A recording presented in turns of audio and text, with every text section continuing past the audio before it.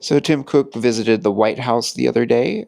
He was there to announce that Apple was investing about $100 billion in American manufacturing. He also took the time to give Trump a statue that was made of 24 karat gold.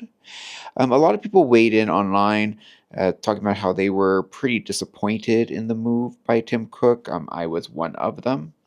Now, of course, I'm a pretty big fan of Apple. I use a lot of Apple products.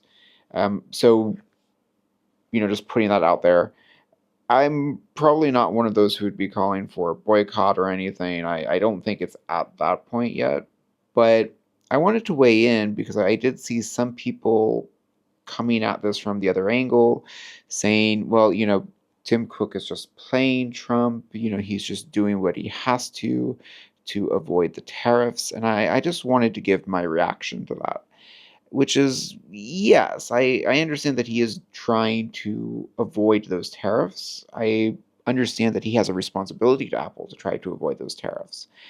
But I think he also has a responsibility to do so in an ethical and a legal way.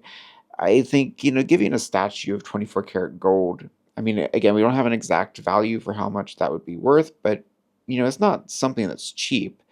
And, it just feels like we're seeing corruption play out in the open. You could make an argument that this amounts to a bribe.